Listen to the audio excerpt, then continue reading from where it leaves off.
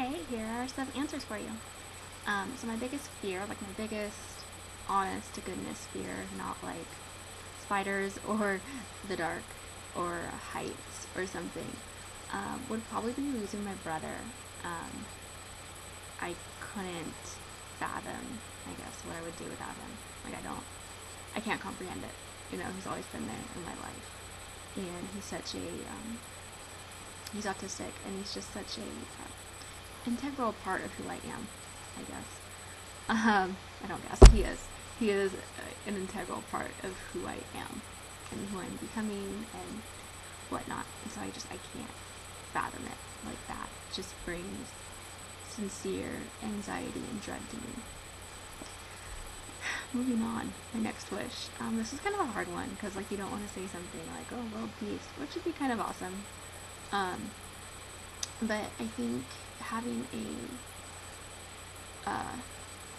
easier education system, higher education system, have it not be so expensive and so limiting, I guess, in that it's almost something you pay for.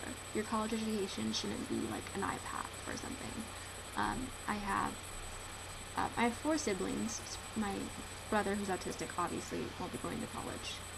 He's moderately autistic, but closer to severe than higher functioning. But then my 3 younger siblings are 8 and 10 years younger than me. And so just knowing how hard it is for me to get financial aid and just to pay for it and everything, and knowing that with the way everything is going, it's just going to get worse, I can't even imagine like what the fees they will end up they will be paying when they go to college. Like that's terrifying to me. College is so important, especially because they see me go to college, and they want to. I mean, when I was their age, they're 13 and 14 now. They're 2 13-year-olds and 1 14-year-old. And when I was their age, like I probably knew what college was, but I had like I want to go to Davis, or I want to go to San Francisco State. No thought whatsoever, but they do. And to know that those dreams could be squashed because people are money hungry is really devastating. So my wish is that those things would change. So death. Let's see. Worst death, anything slow, anything that you know is coming, anything extremely painful, anything like if you were like kidnapped, like Criminal Minds style, and like you psychologically messed with first. Don't want to go that way. I just want it to be quick and done. I don't want to know what's happening.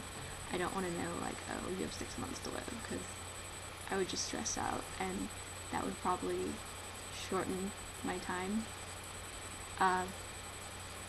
So in your sleep would probably be ideal, but I can remember being little and being stressed that I would go to sleep and not wake up.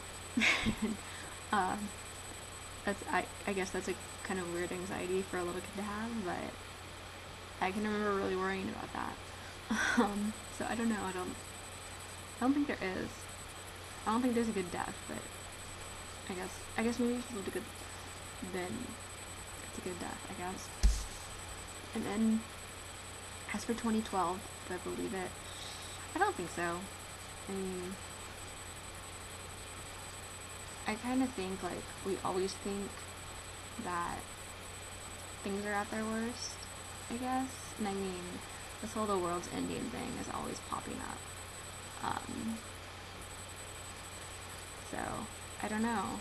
I don't know why. I don't know why we always think it's the end. Like that's kind of a depressing way to think about it. Like I don't know. I don't know why we wouldn't hope for it to go on. I guess that's something interesting to look at, I guess, psychologically. Like, do you not want there to be a world beyond you, I guess. As for creepiest serial killer trait, that's hard to say. I don't know.